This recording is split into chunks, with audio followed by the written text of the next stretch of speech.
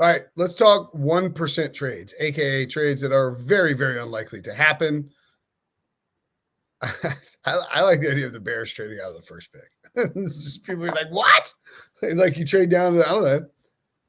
Maybe you love JJ McCarthy. You trade down to 3 with the Patriots. The Patriots come up and get Caleb Williams, and you get 3 future firsts to move down 2 spots or something like that. And you get Jaden Daniels or Drake May. So that's not going to happen. It's probably more like a 0% chance trade. 0.1% chance. But like I like the idea of the Bears being like, nah, we got y'all. We were trading out of the first, giving up like if the Patriots offered you 4 future firsts to move from 3 to 1, how would you feel about that, Sully, if the Patriots offered that to the Bears? I would not want them to do that because, again, it's such a crapshoot with the draft. It's tough. I want them to stay at 3 and make the pick and just take the at-bat. If you're telling me that they're taking the at-bat and also mortgaging the future, like, no, I can't have all of that. To me, that's just a little too risky for me, even though I think Caleb Williams is going to be a good quarterback and all of that. But, boy, that just feels like a big roll of the dice to give up assets for a guy historically where these quarterback prospects are such hit and miss.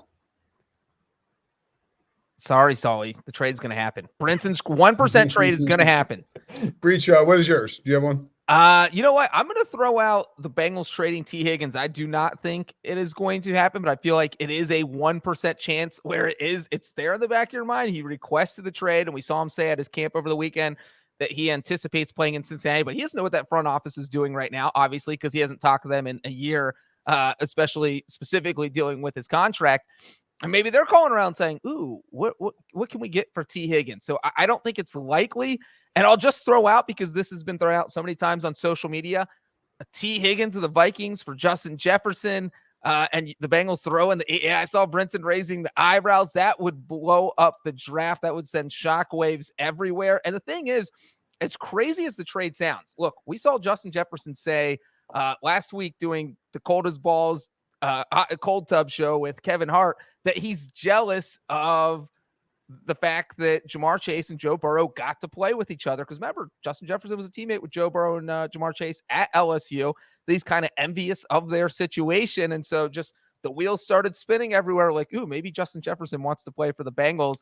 And then if you're the Vikings, you haven't been able to get this contract extension done. You get T. Higgins in this deal. So now you feel good about, because you have a receiver, not to replace Jefferson, but someone there. You got to give up what? Like a 18th overall pick if you're the Bengals. So the Vikings would get T. Higgins, the 18th overall pick, and a 2025 second rounder. And the Bengals get Justin Jefferson? And the Bengals get Justin Jefferson. I might do that in my mock draft for tomorrow. I mean, well, it's coming out in my trade thing on Wednesday. So don't do that. That's what you're saying. Don't yeah, do that. Is that the headline for your article? Yes.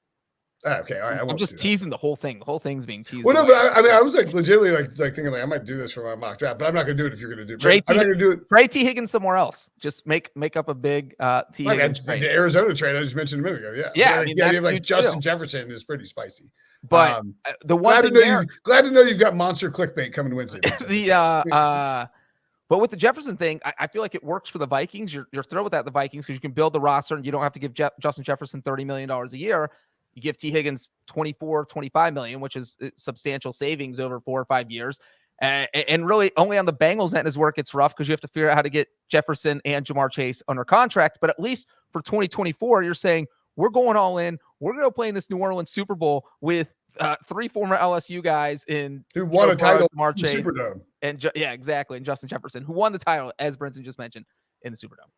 What do you got, Sully, for a 1% trade? This is probably like less than 1%, but still, I would absolutely love it if we have a quarterback sleeper team that is the New York Jets that trades up into the top 5 to bring in JJ McCarthy to be behind Aaron Rodgers. Obviously, they've gone super all in this offseason to bring in Mike Williams, Tyron Smith. They're really using everything possible in terms of free agency and via trades to help the 2024 and to maximize the Aaron Rodgers era.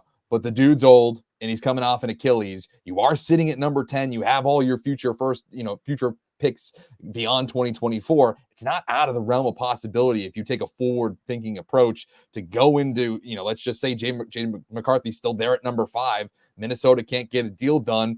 You throw 10 in there along with whatever else you need to, and you have J.J. McCarthy behind Aaron Rodgers. Now, he'll throw a fit. I don't think he'll like it. Worked out well for the Packers. but it worked out for the Packers. So, that the New York Jets have been such a quarterback starved team for basically my entire life.